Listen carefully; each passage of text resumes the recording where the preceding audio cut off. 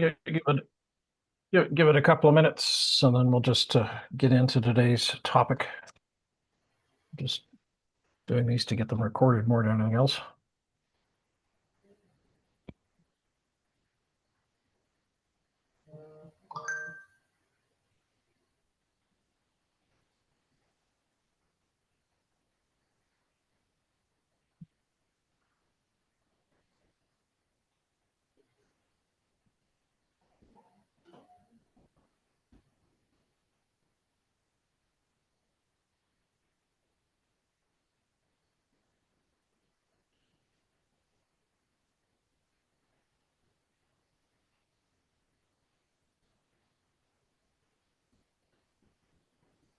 It's 12:05. Let's kick this off.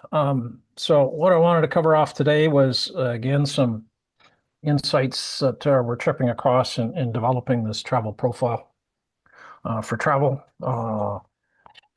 consumers. At some point, there will be a companion, which will be a service provider profile, so that a traveler's agent could go and say, I'm looking for the following, and be able to identify it, as opposed to, in other words, allow search in both directions of understanding who the people on the other side of the fence are, and also for service providers to advertise, here's what we do, here are the services we provide, who are we, where are we, et cetera, et cetera. So much the same thing that was really initially that was the thought. Is it's two sides to this, is to identify all the parties, and so and what we're finding is that certainly from the traveler side, there is another level of, and we covered this a bit off the last time, was looking at privacy information that you really don't want to be shared. It needs to be in your profile, but it's only going to be shared in a different form, or in a different manner. The first one was looking at medical. So at some point, somebody's going to come up with and create a medical record that is suitable for tailoring or modified version of a medical records, medical and health and other issues. That is going to be something that the doctor is going to create, or the medical profession and pharmacists and everybody else are going to get together and create that list of information. Companion to the profile for you medically is also your allergy and profile, which includes medication issues, food versus drugs, drugs versus other drugs which don't mix well for you. So those are all information that's going to be in there that you really don't want to be sharing, and the travel industry really doesn't need to know. Allergies is one thing, but actually what the underlying condition is, or you have mobility issues, you're using a wheelchair, you're using a walking stick. It's nobody's business in the travel industry exactly what that is due to, right? So as we talked about last time, what gets shared is not what are your medical conditions, it's what are the supports you need from a given travel service. In other words, you're taking a flight, you need certain assistance, possibly at the airport, getting right. But what about something like what's it called? The medical alerts, like people who are allergic to penicillin. I mean, those things are not private, right? And it is something that they literally do wear on their sleeve. So if you have a profile and you pass out in the plane or something, they should know as if you were wearing a medical alert, regardless of who it is. It could be the guy sitting next to you. Yep, and that's certainly, I looked into that, and that's certainly there is actually an organization that's based in the U.S. that is actually doing a digital equivalent of that. So that is coming on stream, and that would be a separate, profile that you may choose to release. What I haven't seen them work through is, okay, who do you release that to? So in the case of you're on a But is flight. that, it's like limited to like medical alert use case, or is it like food allergies, peanuts, dander, is it, or is it Well, just like medical alert? well, but let's put it this way: they're all slightly different use cases. Certainly in In your Europe, case, you would not want to duplicate that. You would want to interface with that. Like yeah. So so much of the data that would be in a profile is actually not going to be sourced from me personally or from the hotel or the airline. A lot of it is going to be like a hub of information, but mhm. obviously not a honeypot. But like, where do I find out if this guy's allergic to penicillin? Where do I find out this? It's not going to be something necessarily stored in their travel profile. It's in their typical wallet, which is beyond the scope of what you're doing. So do you scope out things and say, oh, we don't do medical alert, but we provide for that capability when whoever provides it? I think it's more a case of none of those things exist yet, right? So we're saying, what are the things that you need as a traveler? And certainly looking at the medical case, I mean, allergies. I mean, if you look at certainly medical interactions, I've heard it said that there's a real strong need out there for people having those emergency records available to them, saying, "What are you on? What drugs can you not take in combination? What foods, etc." So there's certainly a demand out there for that kind of thing. It hasn't happened yet, so we're putting it into the profile with the expectation at some point it gets pulled out and that official thing gets brought into play. Um, Or so you plug it we're into whoever's providing it, right? You have a yes. placeholder. Well, right now it's going to be a schema that we believe it was, Right. representative of that kind of information. So our intent is to walk through in real life over the next few years is okay. So what really needs to be in there? So what kind of information is required by, say, a first responder? How would you protect that? What's the sort of data privacy, which is very germane to this discussion, um, in terms of that kind of information? I mean, right now, apparently it's very common in Europe and the UK that you make a reservation, they ask you for any allergies. But that may be only the ones you know about. And it may be that you've just been put on a medication that says, for example, grapefruit juice is right off your is off your diet. You can't, there's all sorts of things that grapefruit juice has huge numbers of impact, including heart medications. So the intent here is to forget if there's anybody working on it at this point, because a lot of those things are very early stage. What is the information that's required? And from the perspective of privacy, how is that delivered, if it's delivered at all? How much of it would fall to a third party, an agent of some kind, be they human or AI, in terms of how they disclose that information or how do they use that information, which came out in an interesting discussion in the last couple of weeks. So that's the intent, is to build, look at what kind of data, what are the different patterns in terms of disclosure. So, in other words, what I was finding is certainly that you may have mobility issues, but the mobility requirements for, say, air travel are different from going on a ship, maybe different from a train or ground transport, or other factors in combination with other things like altitude. So certainly those two combinations, mobility issues and problems with higher altitudes or lower oxygen is certainly something that needs to be known. You as a traveler in order to cope with it, and also see what the airline has to do. So that's true of medical. You don't need to know that I have emphysema or whatever it is. All you need to know is I'm carrying an oxygen generator, and I need a place to plug it in on the plane. Right. So in other words, the raw medical underlying conditions are not something you would share unless it's with a physician. So there's a different level of qualification. Is it somebody, uh, you know, does the ticketing agent need to know about it? Now they need to know about it in order to make sure you get a seat that, if you need a wheelchair seat or something else.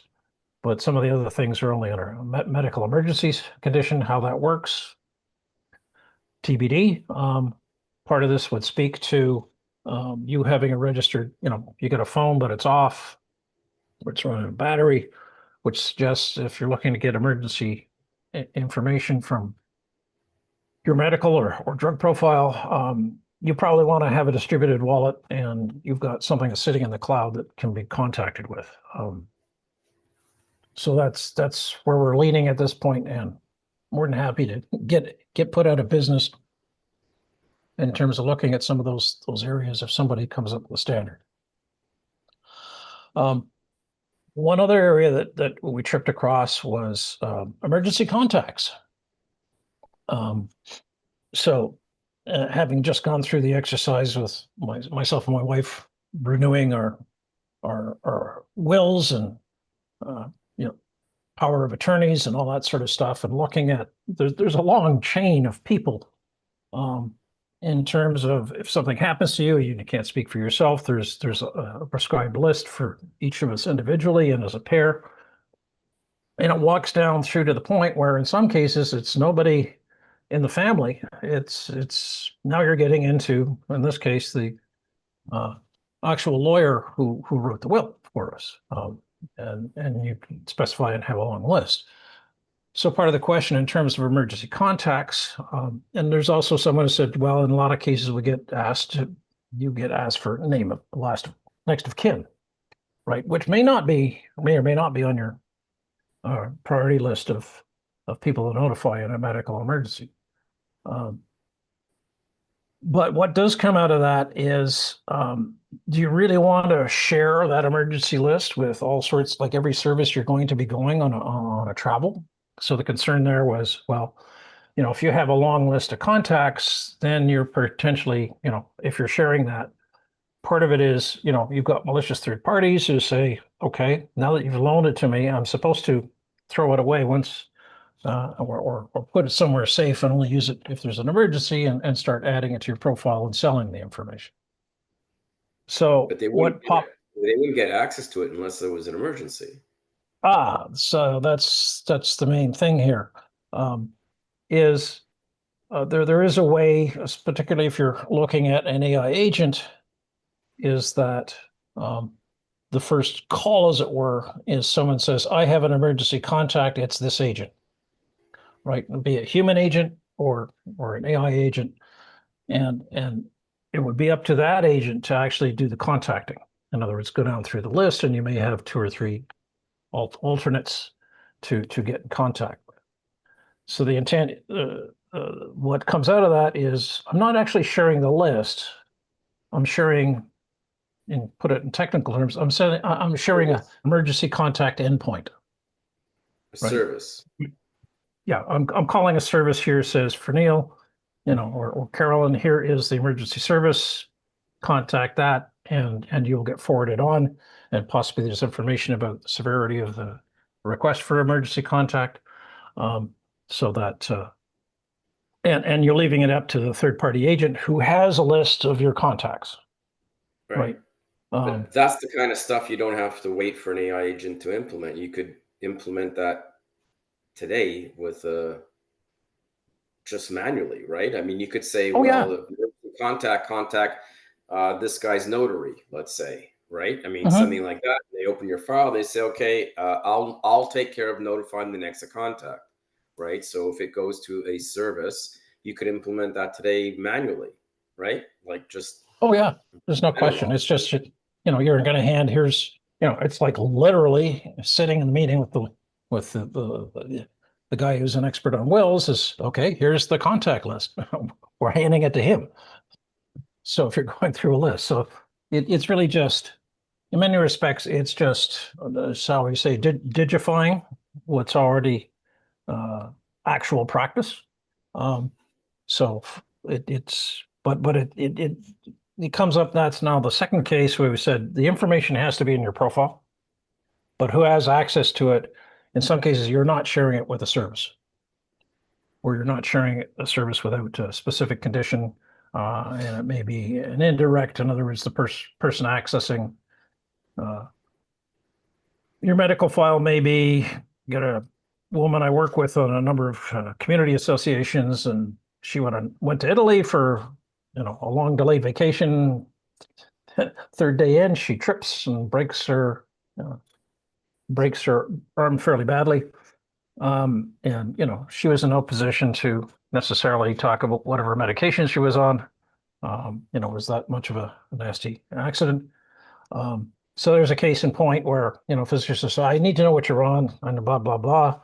I've got an unconscious or, severely traumatized patient here. So certainly I've read and heard from people with some experience in this is that it would be really nice to just have that as a standardized thing. And there is like I said, I don't have the name at the tip of my fingers, but there's somebody who's essentially doing an electronic arm bracelet. So that, they have that, and they're now putting QR codes and things on the back of these things. So certainly and this is a multinational organization, and seeing reasonable adoption. So that clearly that path is going there. Right. So it's sort of piggybacking and saying, okay, so here we've got two examples of information that must be in your profile, but the access is not, you would never loan that information out directly to any Tom, Dick, and Harry service. You're only going to hand it to a very select subset. So it's not just micro sharing and using the same model, because you've still got the case. Do you model the first contact, whether it be my wife or whether it be a notary? Like, it's really out of scope or none of your business, right? If you say, here, I need to have an emergency contact number. If I was loosey-goosey and I'm the average traveler, I'm going to say, yeah, here's my wife's number. And if she's with me, here's my daughter's number, right? I mean, it may be something simple like that. If you're more trust of right P mentality, right? You're going to say, oh, here's my notary's number, right? Like, or here's the service you call. But it's from your point of view, from a schema point of view, you need one. You just tell me who to contact. I don't care if it's your wife, your mother, or a notary. Just give me a contact. It's and figure out how much information you want to give out. If I give you my notary's phone number, not a lot of personal information, except that's my notary, but you're not going to get anything more than that. You'll call the notary. You'll say, I need to get a hold of, the emergency contact. They'll get a hold of that person, and that person will get back to you. But for you, from a schema point of view, it's just a contact. You don't have to really worry about the whole trail of who's allowed to see what and what's the relationship. It's like as if you called up a notary and said, get a hold of this person, tell them to call me back. Well, it could be. I mean, the first thing it is here's a set of contacts, and they're in a priority order, for example, right? And there will be properties about some of these people, such as, do you have a power of attorney, for example? Are you next of kin? So there are certain things about these contacts, because it's an emergency, that in the schema there is additional information for either the agent that's handling the call to say, okay, this is a nasty situation. I need somebody who's got proof, power of attorney for medical, for example.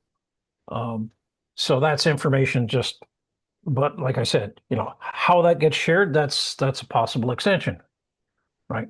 So you're going to say, okay, for this, you're only going to share this with someone who's a certified medical provider, a first responder, or a doctor. There's certain ways to add that. It doesn't change the schema. The schema is still going to be a prioritized list with additional properties. There's nothing really exotic about the data. It's just that I'm not going to share my entire contact list with somebody who's running running a ski chalet for one night. You don't need to do that. They just need to know, here's the endpoint to call. If there's an emergency, someone's going to pick up. You don't even need to know who that is, but here's the first point of contact. And that third party is, it could be your agent that's sitting in the cloud. It could be, as you say, a notary. It could be any combination of things, but it's just that it has a different data sharing profile, data sharing approach for a specific purpose.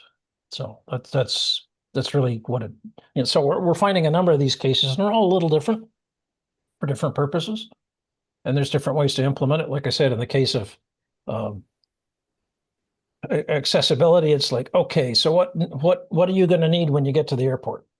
Is for travel restrictions due to mobility issues, then that's all you need to know. What do we need to provide for you?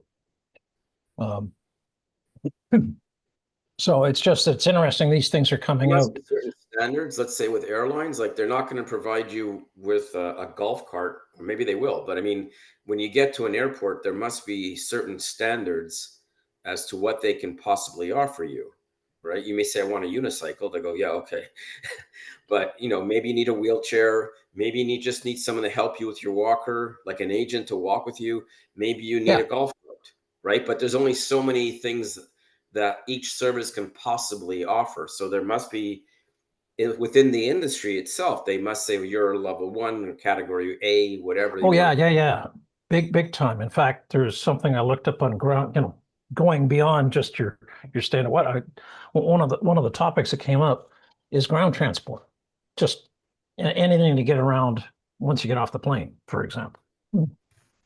So bus service, taxi service, um, transit. So all of those things become an issue um, in terms of understanding what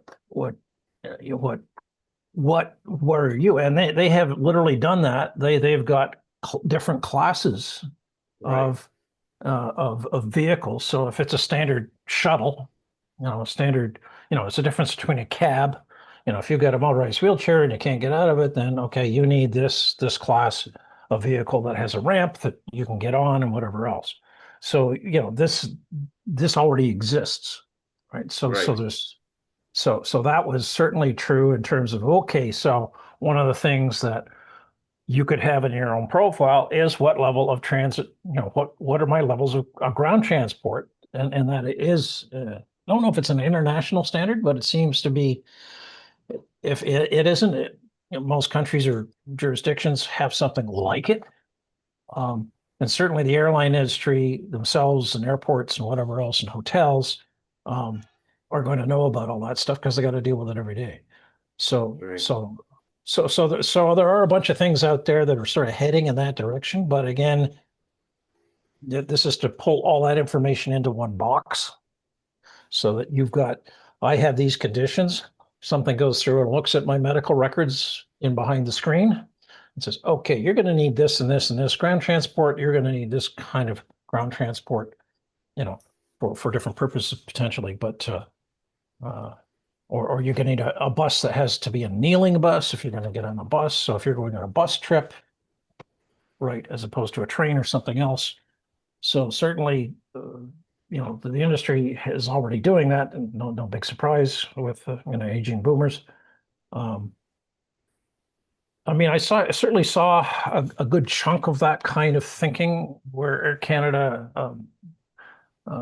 transported Mr. Jordan on his first trip after his accident. They have pages of what kinds of things you can ask for, where Air Canada can supply and what they can't supply. So they say, okay, if you need the following, you need to have, in some cases you have to have a travel companion, or they can accommodate certain kinds of wheelchairs. So they want to know information about, okay, can your wheelchair fold up? Is it motorized? Whatever else. Um, and they beyond that they can say, okay, you need a medically qualified traveling companion, somebody who's effectively a nurse, because there's certain emergency things Air Canada will cover, and there's certain general stuff they say, no, you're going to have to bring someone who's qualified to do that. So right now it's a pretty lengthy conversation, just because every airline does it a little differently. Some of it's jurisdictional based, so your typical time is weeks to a couple of months to get a flight It certainly was with John Jordan because it was the first time he was experiencing that for the first time. Chances are it'll be uh, uh, quicker the next time he has to travel because now he knows what he can what the questions are going to be asked. But if you look at the current, it's called a fitness for travel form in the industry.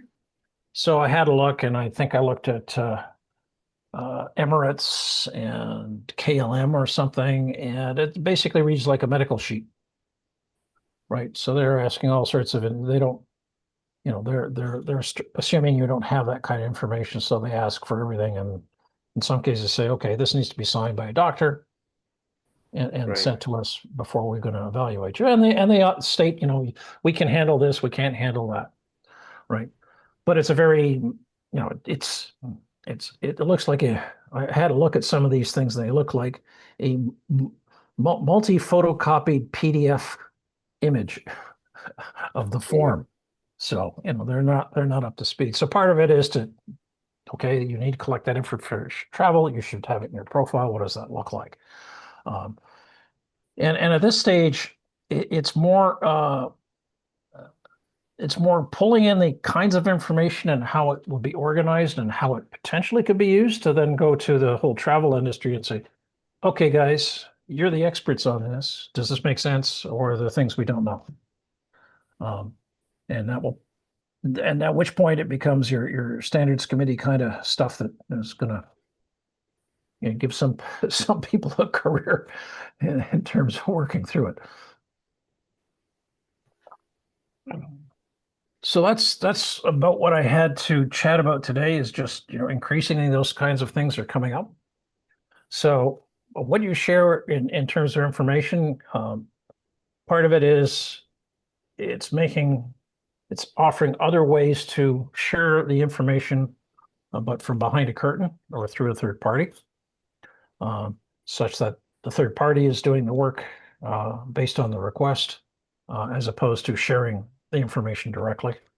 Not a big surprise, but you know, I didn't know that we were going to end up here, say 6 months ago, in terms of the kinds of how you would manifest this sort of stuff. So, So and I where would, is that now with the diff group? What stage is it at? well, at this point, I'm due to have the first draft of the schema, and well, we're modeling it in Plant UML. I spent some time with ChatGPT 5, the latest wandering regurgitator of stuff, in terms of getting By a, agent? well, no, it's a question of, okay, how do I build this stuff with as much automation as possible? So, Agent mode is pretty crazy. huh? If you select agent mode in ChatGPT 5, Mhm. it's uh, it's like an agent. I mean, it's very cool to watch. You I should don't know give that it I a have try. that. I don't. Otherwise, if you're just chatting, it's kind of like back and forth conversation, but agent will actually go off and do a bunch of shit and come back to you with stuff. Like it Well, opens up a browser of its own, and it's pretty neat. I haven't Next gone time you that go to far. ChatGPT, just select agent from the options. I It's not don't. the options you see. I don't think I've got that option in my subscription. Oh, show me. It's hard to find, but it's there.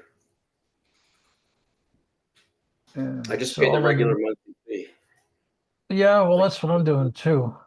$2. Instant Thinking Pro. All right, so now at least I have a menu that says Auto Instant Thinking Pro, which is an upgrade. Um, I don't see anything that says Agent. What are you in? A browser? Yeah, here, Sure. sure. Which the other thing I discovered, which would amuse the hell out of me, is it tells you about archiving and using what do they call it? Um, not a tag. Um, it was Okay, click on the arrow next to ChatGPT in the top left. off left. This one? Yeah. Yeah. Go down and oh, That's funny. Let me check mine.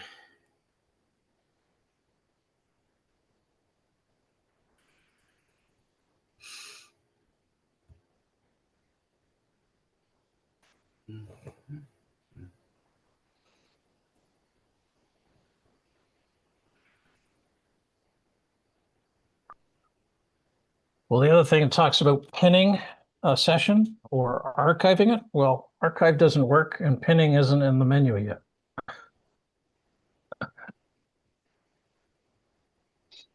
Which amuses the hell out of me. He says, "Oh, you want to save your session? You better make a shortcut out of it, and then I'll remember." But other than that, I'm looking at mine. I don't see where the agent is anymore. hmm. I see archive, report, delete. That's nothing. Well, I don't even see archive. On the top right, next to share, there's a little 3 dots. Top right of what? On the opposite corner of ChatGTP. I have share, and then there's 3 dots to the right. I don't see anything. I don't see agent here. That's funny. No, to the right, you see the gearbox? I don't have that. It's Gearbox. What gearbox? on the right, under finish update. No, up. Oh, this thing. Yeah, I don't know That's what that temporary is. chat. It's temporary chat. Yeah, I don't know. Must have changed. Yeah. So, well, I got the same thing. It says, oh, you can archive stuff and pull it back. He says, well, you want to get it back, or just go click on archive in the left panel. I'm going, there is no archive. Oh, that's right. They haven't added it yet. Oh, you can pin it. How do you pin it? Oh, they haven't added that either. Oh, okay. Now you have to. So now I've gotten back to. There's been a lot of they've had a lot of technical issues in the last few days. I keep finding that the chat's taking very long. I have to reload my window, and then I went to the status page, and they were having trouble with the web interface. So Who knows? Anyway, maybe I will try that at some something's point off later. while they're having trouble.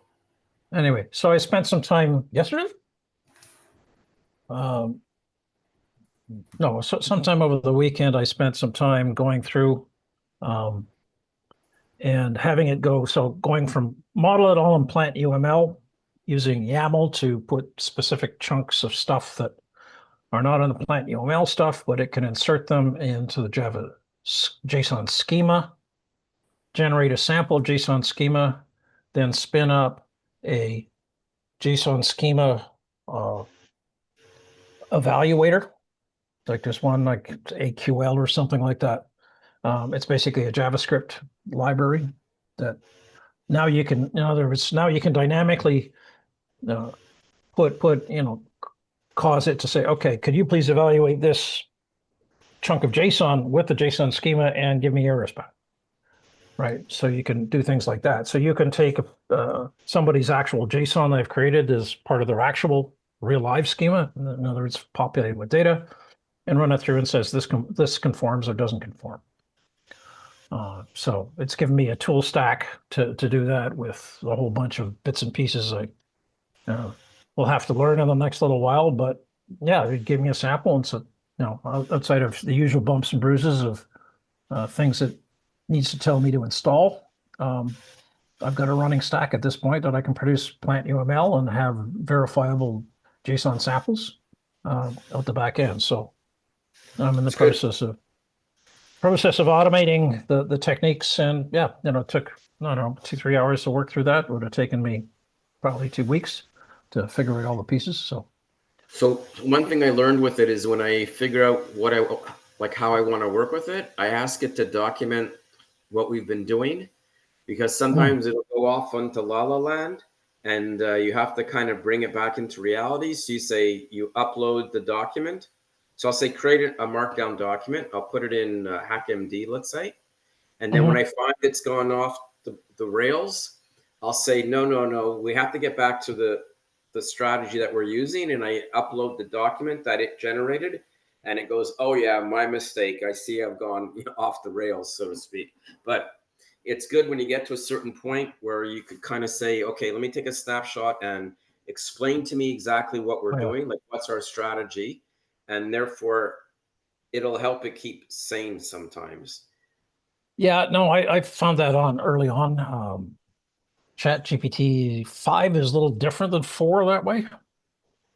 Um, but yeah, same kind of thing. You need to keep pulling it back into the into rationality. But yeah, it's helpful in that way in terms of automating it. So it's a learning curve tool of more than anything else. What's good too, when you tell it to do plant UML, and when you copy the contents from ChatGTP, it's always in Markdown anyway. So I just go Mm. to HackMD and I store everything there. I'm doing something similar with Word, you know, Oh, 6 of one, half a dozen of the other. Um, but yeah, at some point I need to, shall we say, productize this whole mess. But right. yeah, so at this point it's there's a bunch of different data structures that have to get refactored because you've got one of the things we're running into is accommodation, somewhere to sleep.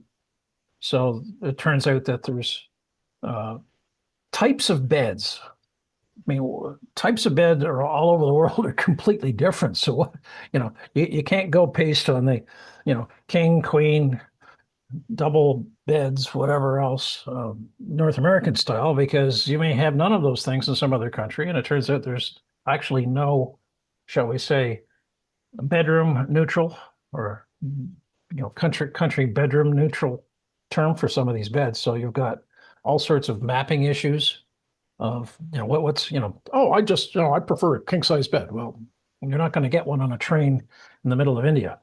So what Right. else have you got in your preference list? Right.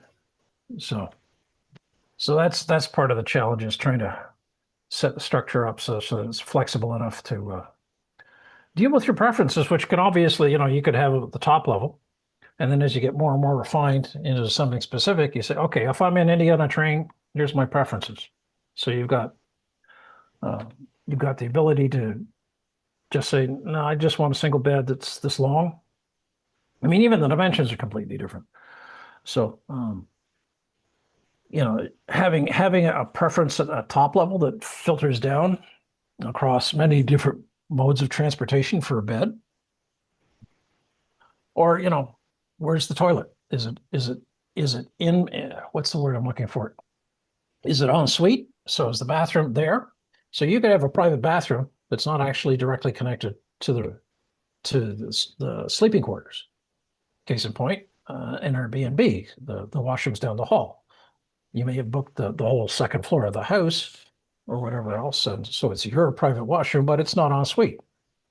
Some people it's you so the variations are a bit of a challenge Hmm.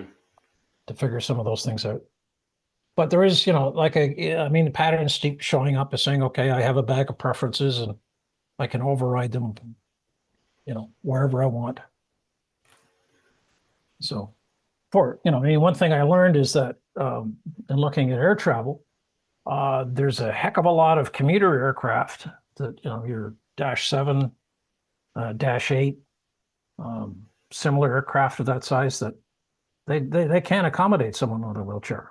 They can't get them on the plane Right. unless they can walk up the whatever. They don't have, they don't have a wheelchair. The washrooms on those planes are too small for somebody who is using any sort of mobility aid. So they just can't fly in some of these planes, which I guess doesn't terribly surprise me, but I would have thought that was, you know, in a lot of cases you're looking, I mean, it substantially changes your travel needs if you need to go from some small rural or small town flight to a major airport to do major travel, you can't take the plane. So, Well, or I would be surprised, like if we've gone to the island airport in Toronto, right? It's basically Porter's airport. and they're all small planes, right? They're all the propeller planes. There's no way wheelchairs gets on those things. No, So I can no, that's imagine just it. if you're flying into maybe, well, Gander's an international airport, but Truro, Nova Scotia, it's probably all commuter planes, regional jets. There's none of these planes are going to have wheelchair accommodation. Well, I remember I used to travel down to New Brunswick fairly regularly in the early 80s. And the planes flying in there, if you were flying out of Montreal, it was a 737. That's big. No. Well, I mean, but the 737 was deliberately designed exactly for that. It's a very short, short runway.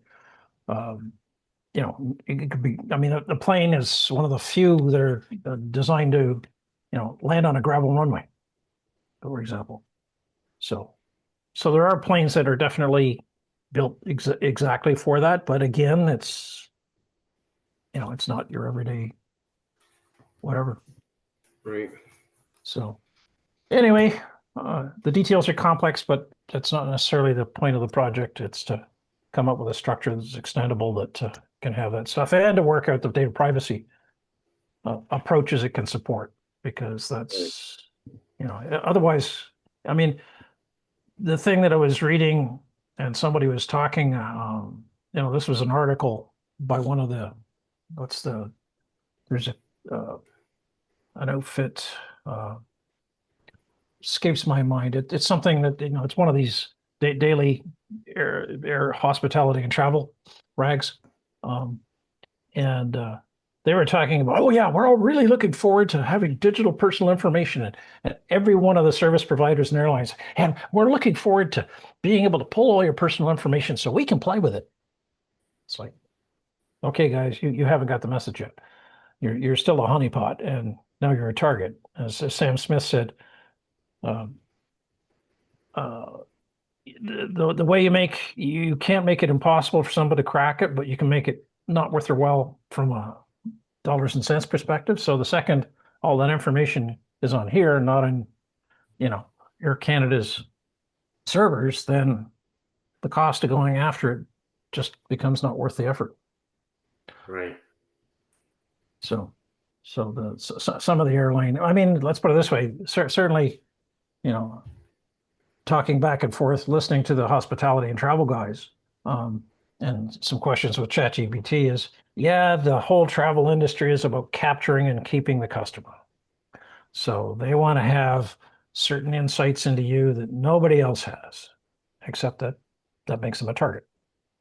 So,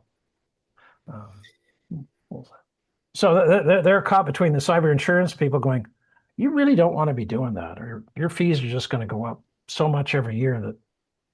No, what I've heard is that a lot of the bigger players are saying that's a cost of doing business, but at some point, Yeah, at some point it can't. There's no ROI to it, right? yeah. If it's going to cost that much. So that's probably the biggest pushback will be, what do you mean I can't own that information?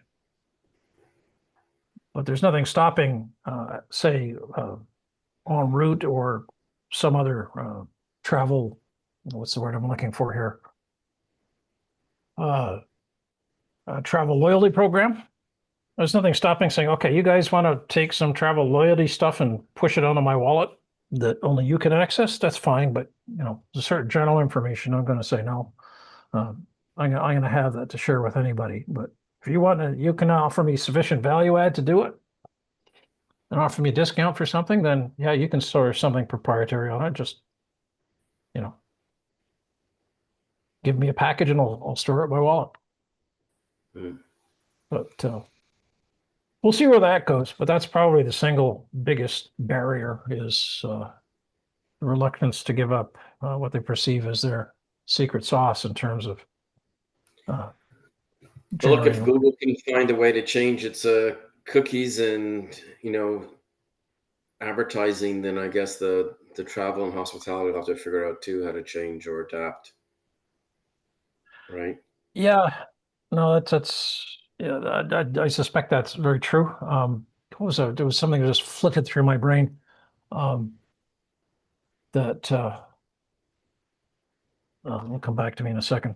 They were talking about capturing stuff, but again, they got a problem dealing with payment systems, right? So I mean, I've certainly heard from Visa Europe that in a couple of years, once digital wallets are more widely adopted, they're going to put in something that says the only contact in terms of handing the token across as to what your payment card number is will be between you and the service, you and the payment app. The payment app is going to ask the service that you're paying for, say, give me an invoice and I'll pay you, but you're not getting to see this card. Right. So that's certainly where things seem to be going in that direction. Cool. Anyway, we shall see. Yeah. So when the agent thing pops back, give me a ping. Maybe it'll show back. I'll look Like for I it said, again. I was amused as saying, I said, okay, I said, well, I want to I just archived something. How do I get it back? I says, well, go look for the archive button. I'm going, there's no archive button. You just told me. Yeah, I think maybe in the last couple of days, maybe they trimmed down some services because they probably were having trouble. And that'll come back soon, probably. Anyway, when you see the agent option, try it. It's pretty cool. Yeah, It's I will certainly. Like I said, I checked with the memory usage on my browsers and the tabs, and ChatGPT is like well over a gig just in the tab. So it sucks the life out of. All you hear is my fans going every time I press submit. Well, what can I say? So you can officially say that GPT sucks. It definitely sucks the life out of it. Yeah. All right. All righty. So that's it for today. We'll see where this goes. Catch you later. Ciao.